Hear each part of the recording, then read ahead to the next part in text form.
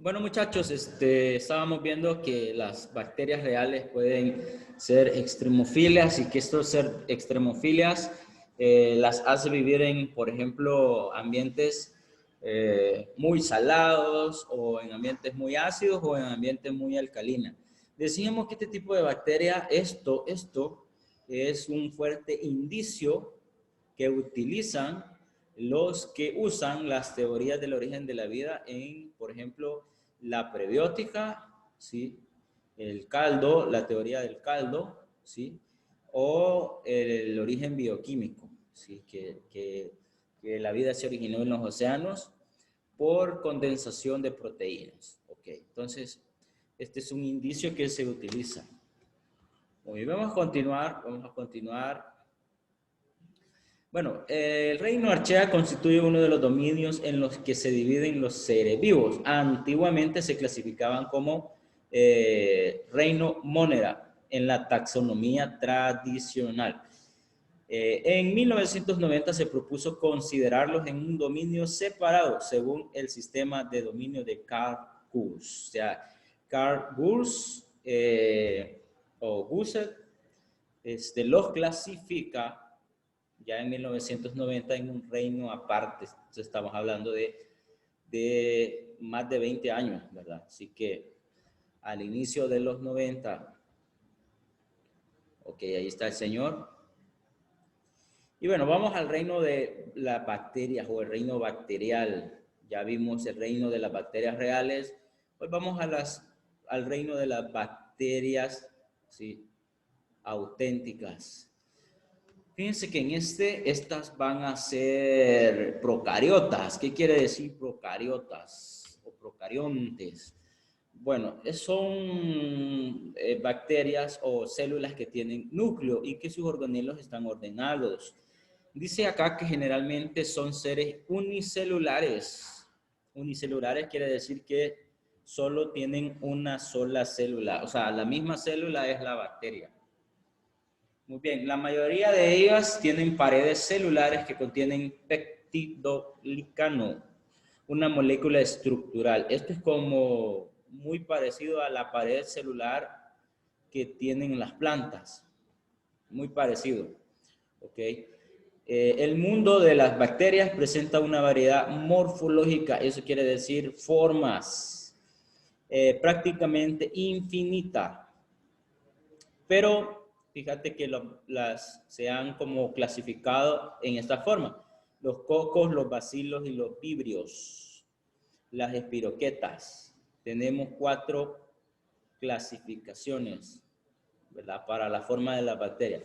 Estas que están acá, aquí abajo, vamos a acercarlo.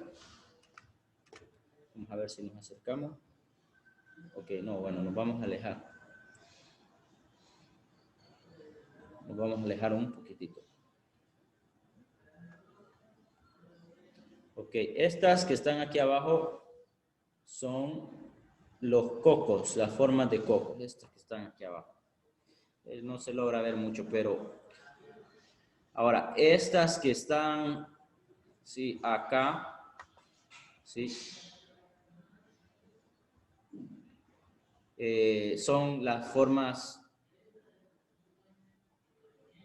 perdón, estos son cocos, los redonditos.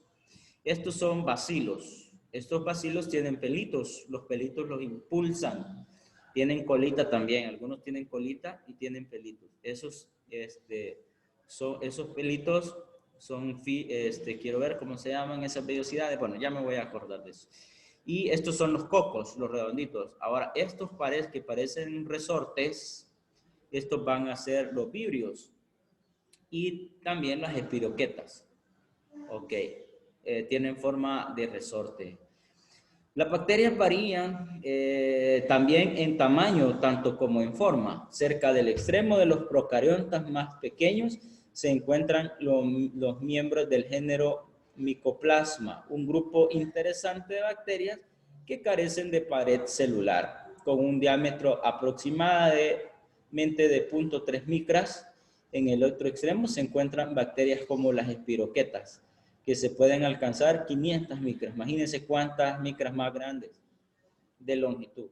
Y las bacterias fotosintéticas oscilan entre 7 micras al mismo diámetro que un glóbulo rojo. Ok, entonces hemos visto las formas de las bacterias: bacilos, cocos y vibrios, y las formas de espiroqueta. En la bacteriología, después de que Christian Gram desarrollara la tinción de Gram en el 84, se hizo evidente que la mayoría de las bacterias se podían dividir en dos grupos principales, de acuerdo con su respuesta a la tinción de Gram. Están las bacterias Gram positivas que se tiñen de morado, mientras que las bacterias Gram negativas que se tiñen de color rosa o rojo. La diferencia principal entre ambas es la composición de su pared celular. Aquí fíjense que este señor, en un laboratorio, bueno, en su laboratorio encontró, ¿sí?, que al colorear las bacterias con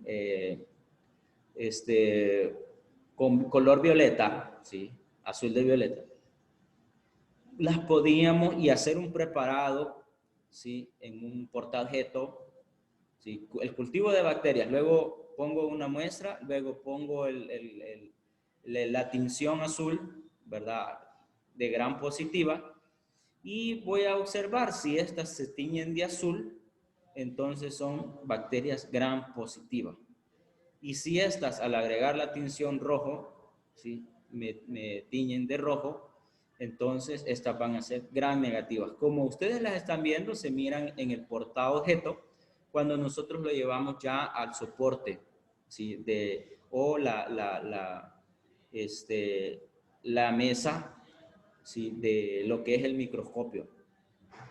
Ok, esta es una de las prácticas que hacemos a veces en el colegio, ¿verdad? Lástima que no vamos a poderlo observar, pero solo las podemos ver en ese momento desde una forma nada más en visión, ¿verdad?, en una presentación. Pero gracias a este señor, ahora, ¿verdad?, podemos observar las bacterias y qué es lo que hace que se vea rojo o se vea morado. Es la tinción y que reacciona, ¿verdad?, con la pared celular. Ok, ahí están, miren. Ok. Bueno, nos vamos al reino protista. Bueno, las bacterias, chicos, fíjense que ahí me falta algo, nos vamos a revisar. Las bacterias tienen, fíjense que tienen bastante importancia, ¿sí? Pero también pueden ser dañinas. Las bacterias las vamos a encontrar en el yogur, en la industria, los vamos a encontrar en la parte esta del abono, ¿sí?, del abono biológico, ¿sí? También la vamos a encontrar en la sedimentación, de la filtración de los procesos de limpieza de los ríos. Lamentablemente aquí en el país no tenemos plantas para dar tratamiento de aguas, ¿sí?, residuales, que son los ríos de agua sucia, ¿verdad? Hay, pero son privadas y no están al acceso para poderlas estudiar. Por ejemplo, CEPA tiene su planta que le da tratamiento a las aguas de algunos ríos que están cerca de Comalapa. O sea, ¿y esa agua para qué la ocupan? Las pistas de los aeropuertos deben de estar mojadas, ¿sí? Deben de regarlas. Entonces, obviamente, no van a estar botando agua potable para todos los días para eso, porque son miles de litros los que se utilizan. Y ahí entran las bacterias, porque las bacterias se descomponen los sedimentos, los residuos que esos ríos van arrastrando de organismos que ya están muertos y de excremento, bueno, y un montón de cosas. Las bacterias las descomponen y luego de esta descomposición pasan a otra etapa. Entonces, las bacterias pueden ser beneficiosas, ¿ven? ¿Verdad? En la industria de alimentos lácteos, en la industria de los cultivos, en los abonos, y también en la industria, ¿verdad?, de sedimentación de aguas residuales.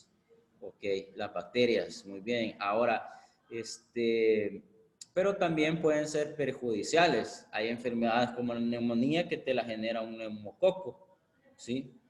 Y bueno, la Archaea E. coli bacteria te genera gastritis en el estómago, ¿sí? La Helicobacter pylori te genera gastritis y al tiempo te genera cáncer, imagínate.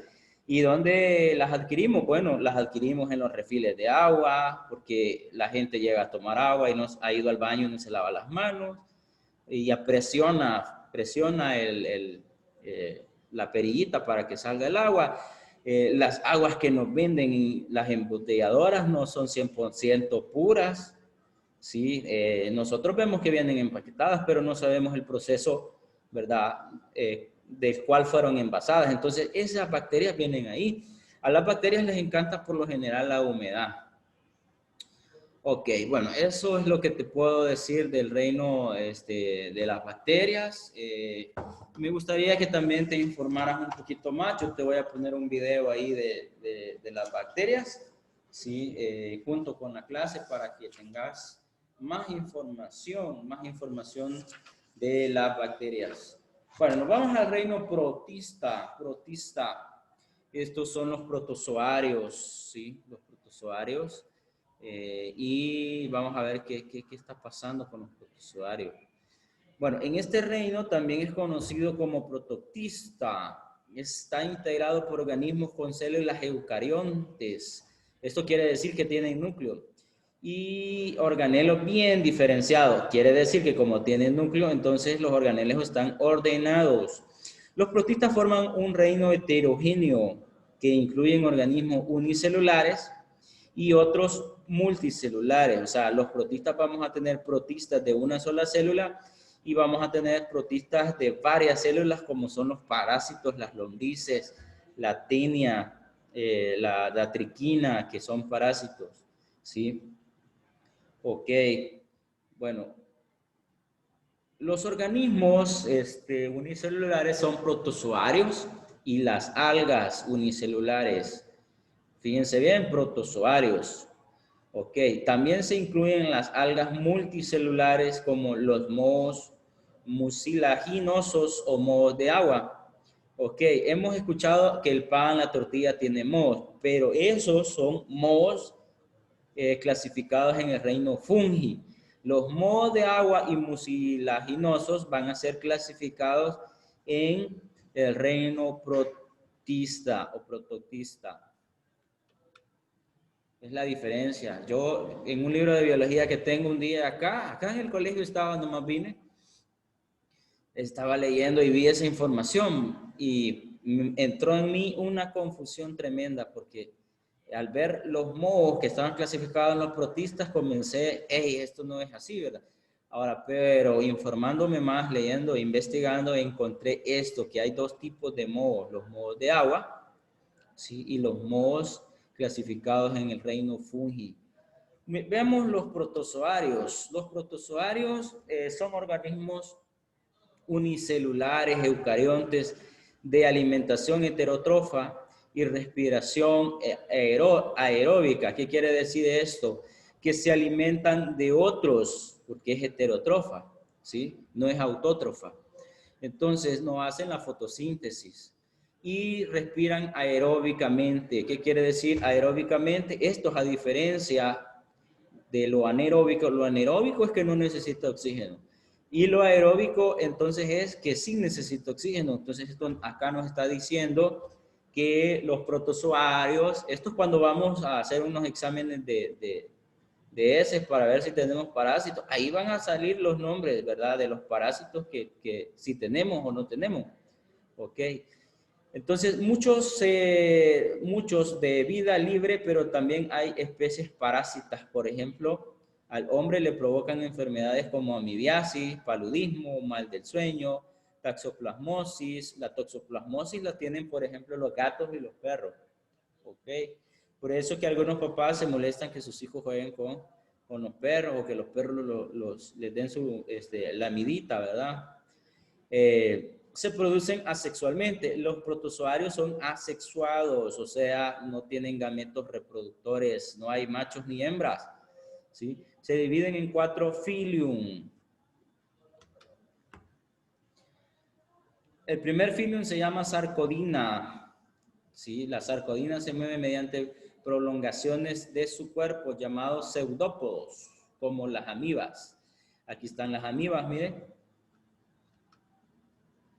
Ciliopora, el siguiente filium se llama Ciliopora, poseen locomoción, o sea que se pueden mover. Estos pelitos, miren, se llaman cilus, así era el nombre que se me había escapado. Cilius. Las bacterias tienen cilios también, tienen pelitos. Ok, estos cilium o pestañas vibratiles lo tienen algunos parásitos. Muchas especies macronúcleo y micronúcleo, los ejemplos más comunes son el Paramecium, el Stentor y Vorticella. El Paramecium es un parásito, ¿sí? Ok. Mastigopora es otro filum, ¿sí? De los 4 es el tercero.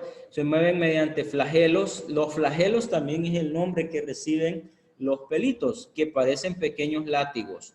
Algunos son parásitos como los tripanosomas y los flagelos van a ser los pelitos más largos, ¿sí? Que los hilos, ¿ok? Los flagelos. Vamos con el otro filum, el último, esporozoa.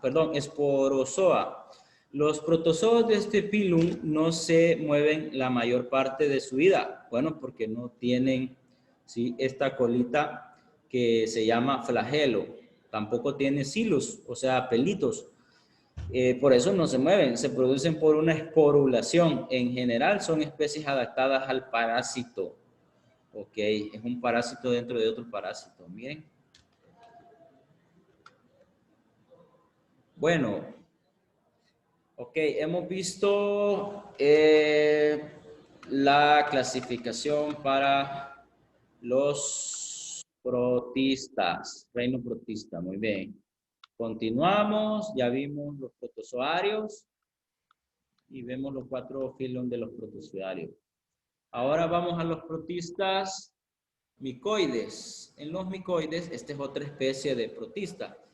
Tienen también filos, pero ahora vamos a ver 3 filos, ¿sí? O 3 clases, vaya, 3 clases, ¿sí? Bueno, la primera clase, mixón y micota, mixón micota o mixón micota, conocido como hongos gelatinosos o mohos deslizantes ¿sí? Deslizantes, la mayoría son de vida terrestre. Alimentación, crean una masa citoplasmática multinucleada, forman esporangios en su etapa reproductiva. Ok, estos, fíjense bien, conocidos como hongos gelatinosos, pero no son hongos, sino se llaman así es porque se alimentan de la descomposición. Un hongo es eso, se alimenta de la descomposición y es un limpiador. En cambio, una bacteria es descomponedora, solo descompone, porque el hongo busca lo que son las enzimas y azúcares. Las bacterias buscan las enzimas. Ok. Pero Pilium mixomicota, ¿sí? O conocido como moho, es clasificado en el reino protista. Filium acromocimicota, otro grupo de hongos gelatinosos. En los suelos, bosques, organismos unicelulares llamados mixamibas pueden unirse en manojos de células, pueden producir esporas. Ok. Y el último filium o micota, en este grupo se incluyen mohos del agua, mohos blancos y la roya felpuda. Algunas, sí, fíjense bien, la roya es un parásito y la hemos escuchado en los cafetos, ¿verdad? Salen hasta los agricultores, los empresarios, quejándose de la roya, del tratamiento de la roya. Se acaba al palito, ¿sí? Se acaba al palito de café. Ok, la roya felpuda. Algunas especies son parásitas de plantas. Miren, pues, esta es la roya. Y se acaba el palito, ¿sí? Recuerden el mensaje esta mañana, ¿sí? Los cafetos dan buen fruto, pero si se dejan contaminar, entonces los van a dañar. Ahora, probablemente nosotros podemos decir, mire, profe, pero yo no busqué el mal, ¿verdad? Y El mal binomí, sí, sí puede pasar, ¿verdad? Sí puede pasar. Igual en el cafeto no busca que le llegue la roya, que es un pilum o micota de un protista, que es un parásito. No pide, ¿sí? No pide. Ok, pero si él es un árbol fuerte, va a soportarlo.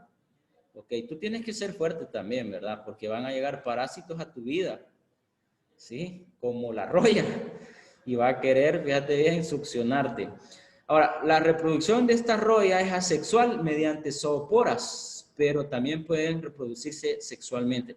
Por eso es que este parásito conocido como la roya que abunda en los cafetos, ¿por qué abunda? Porque es asexual la reproducción. ¿Y eso qué quiere decir? Que las esporas se las lleva el viento y estas buscan otros cafetos. Tienen acabada la agricultura del café en el país. Reino fungi. Vámonos al reino de los hongos. Bueno, los hongos son organismos heterótrofos formados por células eucariotas. Fíjense que a los hongos se le llama sapofritos, no sapofritos, ¿sí? Son sapofritos porque estos se alimentan de la descomposición, ¿ya? Estamos en la página 193, ustedes lo pueden ver, saprófitos. Bueno, no le había puesto la tilde, se llaman saprófitos, ¿sí? Y se alimentan de la materia en descomposición. Por si ustedes lo quieren ver en la 193, ahorita aquí lo estoy buscando, ¿verdad? Estamos en la 120. Se llaman saprófitos porque se alimentan de la descomposición. ¿Qué buscan en la descomposición? Vaya, estos buscan lo que son las enzimas, ¿sí? Y azúcares para poder, fíjense bien, su alimento principal es la enzima, ¿ok? Y también las azúcares, pero su alimento principal es las enzimas. Y estos, para poderse reproducir, ya van a buscar la alimentación. Ahora, repito, los hongos en su mayoría son limpiadores. Limpiadores quieren decir que son saprófitos y se alimentan de la descomposición buscando las enzimas del organismo o de la materia que está muerta o que las bacterias ya descompusieron. Ok, vamos a ver, fíjate bien, vamos a ver ahorita, son heterótrofos porque se alimentan de otras, ¿sí? Y formados por células eucariotas. Las eucariotas tienen núcleo, pero van a ser una excepción. Las levaduras no son eucariotas, son procariotas.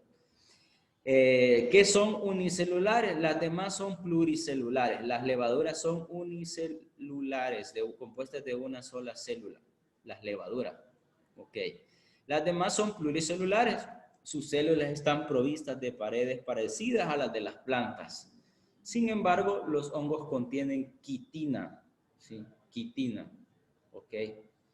Hay que buscar, ¿verdad? Lo que es la quitina viene siendo como una especie de carbohidrato. ¿Sí? Ok. En el caso de los hongos van a tener una gran variedad, ¿sí?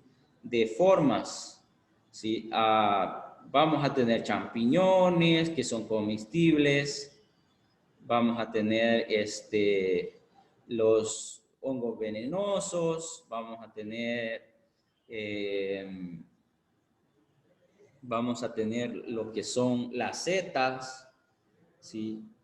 Y todos estos, fíjense bien, los que he mencionado tienen quitina. Y la quitina dijimos que es un tipo de carbohidrato que vamos a encontrar, bueno, que el carbohidrato es un monómero, una biomolécula, y esta biomolécula la vamos a encontrar en las paredes celulares de estos hongos que hemos mencionado. Se desarrollan prácticamente en todas partes, sobre todo lugar donde hay materia orgánica, pero esta materia orgánica debe de encontrarse en descomposición, muchachos. Oigan, hay una buena parte, fíjense bien que dijimos que son limpiadores, pero hay una parte de hongos que son descomponedores. O sea, tenemos en este reino las dos funciones. limpian en su mayor parte y descomponen en una parte mínima. Por eso es la confusión de los libros y de internet, porque cuando buscamos el reino de los fungi, en uno nos dicen que son descomponedores y en otro nos dicen que son limpiadores. Pero ¿qué dicen los libros? Bueno, los libros como los que tenemos nosotros para estudiar, pues eso van a decir que son descomponedores, cosa que no es correcto, porque no en su mayoría son descomponedores, en su mayoría son limpiadores. Y cosas que es correcta porque los hongos también descomponen, pero no en su mayor parte. Ahora, en los libros de biología sí vamos a encontrar esto, ¿verdad? Ambas partes y los porcentajes. Bueno, su reproducción es por esporas, ¿sí? Y son fáciles de transportar, son asexuados. Vamos a apresurar el paso. Los mohos son hongos microscópicos que forman las colonias de aspecto denso. Ahí vemos, por ejemplo, las hifas, ¿ok? En una naranja, en una tortilla también. ¿Ok? Terminamos con la zigomicota, un micelo multinucleado. Sus hifas forman estolones y rizoides. Viven sobre la materia orgánica de suelos y alimentos. Algunos de estos son los Rhizopus mucor sopaj. Ok, nombres raros, ¿verdad? Amicota, aquí vamos a tener en las amicotas ejemplos las levaduras y los mohos. En los Basidion micota vamos a tener los champiñones, los vejines, hongos de clava, en repisa. Ok, los champiñones aquí se van a clasificar.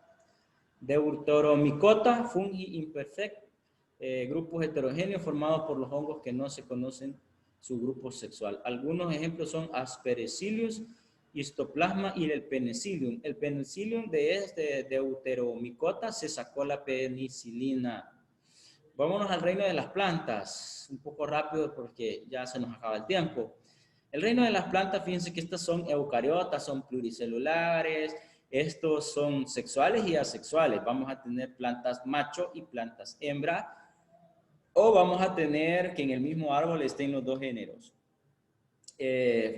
Pues al investigar, ¿sí?, las que son exclusivamente acuáticas, veremos que estas se acercan de tejido de conducción con una escasa diferenciación en los tejidos. Las algas, las clorofilas, rodófitas y las feofitas van a estar en estas.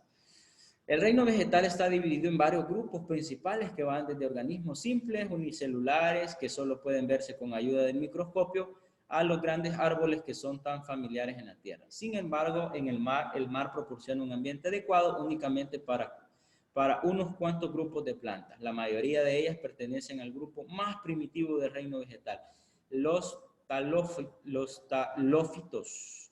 Este grupo comprende las algas, los talófitos, ahí vamos a clasificar a las algas marinas, a los hongos y a los líquenes.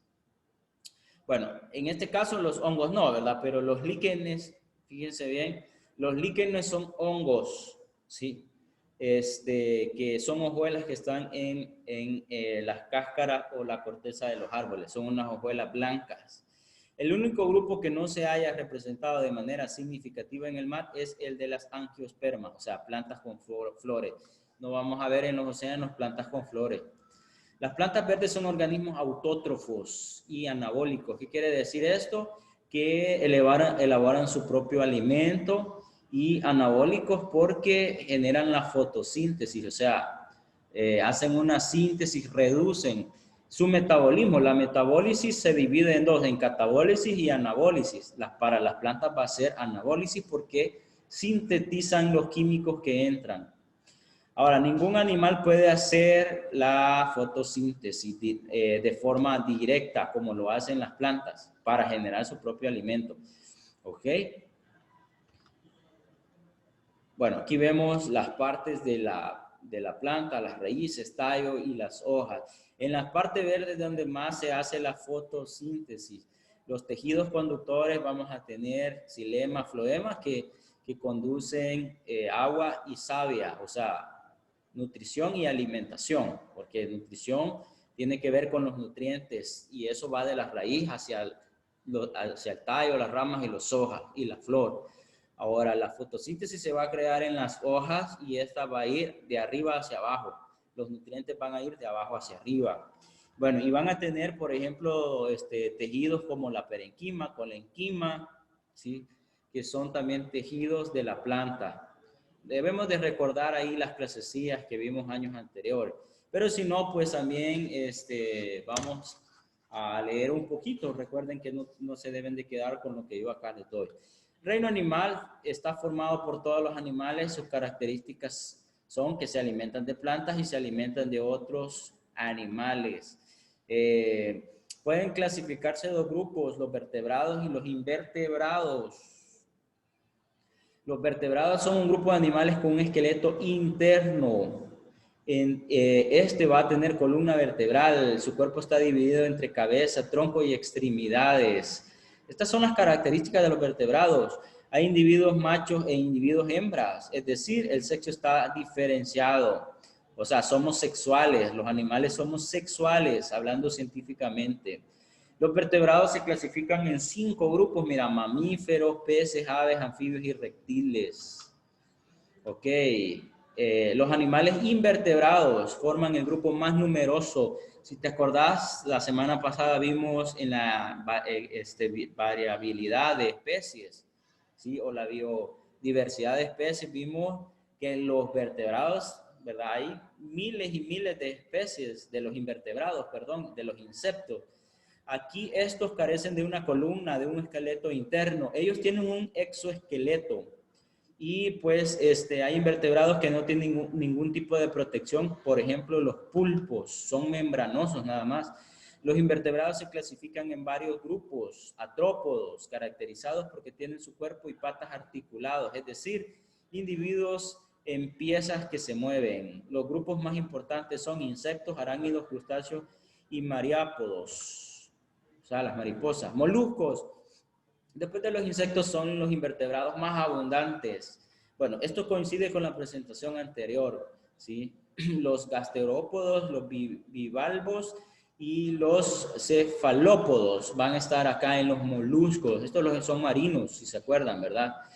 Sí, ok, y con eso, fíjense bien, gracias, ¿verdad?, a quien creó esta presentación. Vamos a terminar